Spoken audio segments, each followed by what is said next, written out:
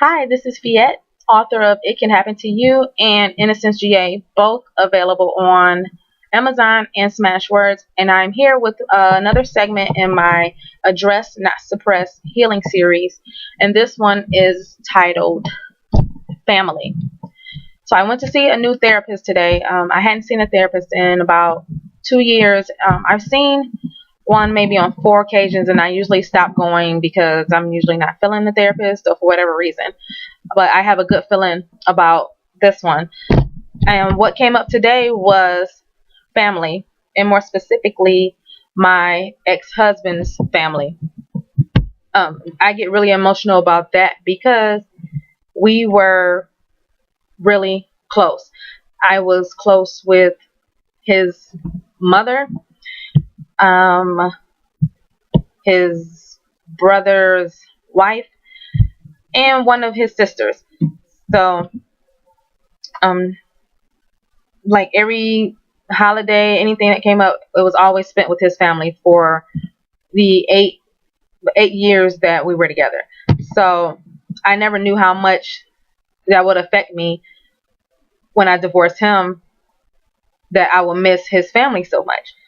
So that came up in the session mainly because she asked about the family structure. Well, she asked about what was going on with me, and that's one of the main things that I get emotional about. And to just give you a little bit of background about me and my family structure, I grew up an only child. I have three brothers on my dad's side. I met one of them about 10 years ago and another one about 4 years ago. And I have yet to meet the third one, who was actually the oldest brother. I'm the only girl out of all of them, and like I said, I'm the only child on my mom's side. So I grew up an only child, and I don't really know anyone on my biological side of the family, on my mom or my dad's side. So with that being said, I've never felt like I belonged anywhere because I don't know anybody.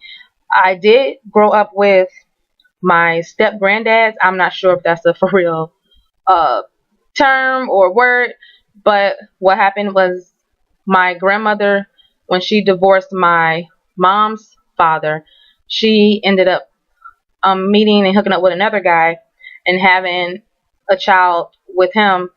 They never married, but we pretty much took on his family. So while I am grateful for the family that I do have, I love the family that I do have because they have accepted me. And I mean, aside from a few little glitches, like when I was a kid, one of the cousins would call me their like cousin, and aside from all of that, they are. I mean, they've been pretty accepting of me. So I would not change that, but it still doesn't take away the feeling of your own family, your biological family. So my dad's side, he has. I said I was gonna ask before I made this video, but I forgot. But he has a lot of siblings. A lot, like 8, 10, or something like that. My mom has two siblings. She's the oldest, and she has a brother up under her, and then there's my aunt. That's the baby. So aside from three cousins and the aunt that I told you about, and my uncle, those are the only biological family members that I knew for a huge chunk of my life up until 4 years ago.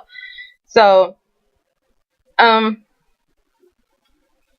like I said, and with the fact that me not knowing either side of the family and the family that I do know, for us not to be really close, that plays a part in why I get so emotional about my ex-husband's side of the family, because they were close, they were nurturing, they were, they just, the things that I was missing in my handful of biological family, I got it from them. So that's what came out of the first meeting with the therapist, which I think is good. And I left with some homework questions that I am not going to share right now. I will share in another video, but I just wanted to make this video because it was my first therapy session, and we did touch on some pretty specific things that I think will help me into pinpointing why I do certain things, and also why I gravitate to people who are family oriented.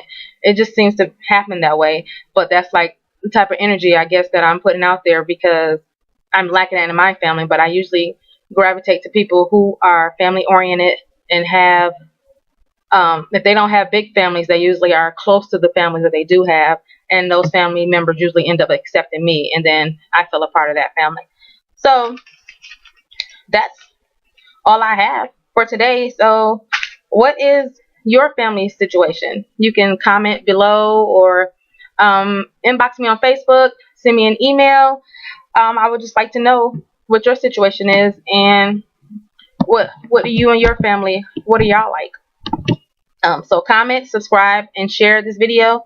And remember, in order to heal, you got to keep it real. So that's what's going to happen in this healing series. So I will talk to you later.